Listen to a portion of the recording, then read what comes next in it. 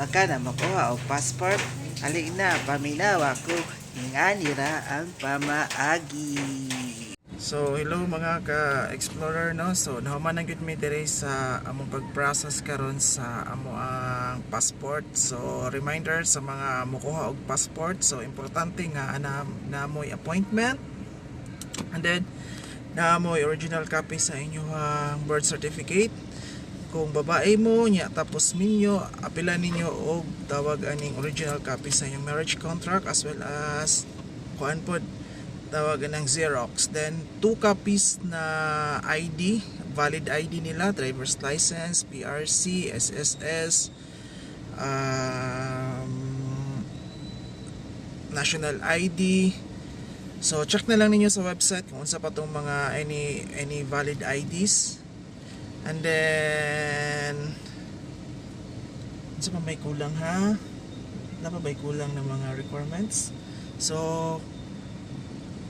kato lang, no, pa-Xerox ninyo, tapos then pagsulod ninyo dito ato mo sa processing lane, and then pag kumanyo sa processing lane, dito na mo sa encoding, no.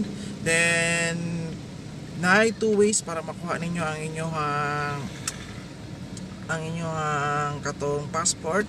Pwede nyo siya i-pick up, pwede po siya i-delivery via LBC. Kung magpa-LBC mo na lang siya additional bayad na 150.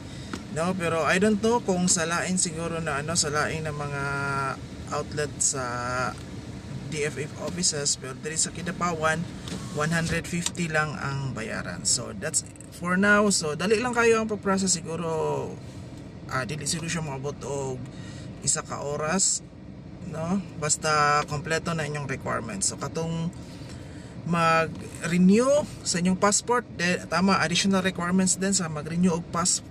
So dalaan nyo ang old passport, then ipa-photocopy po na ninyo siya o ang iyang original. So that's for now, and hopefully this video will help for those who are seeking DFA passport, no? So sa mga gustong magkuha og passport, so again, ibalik ko na ko ang mga requirements.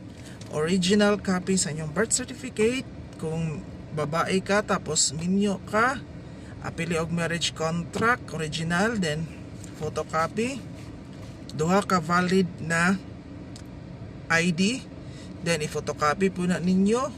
Then kung dati kang na-passport, so photocopy po ka sa inyong be sure po nga ang ID kay ang noun sa ID kay dili kay kanang klaro ba, no, clear. so be sure po na ang inyong ID is cleared, mabasa, ang noun pati po makita po ang noun. visible ang So para sigurado na lang mo, ni ganin nyo dire, magdala mo og at least kung pwede 4 ka IDs, no? 4 ka buok ang inyong ID na ipakita. Pwede ra po ng 4 niyo ipa-Xerox, wala problema. Then that's all, and thank you. So bayad is sa online, murag nara to sa mga 1,213. Check nyo na lang sa online. Pero dire pag courier padala 150. Thank you and bye bye.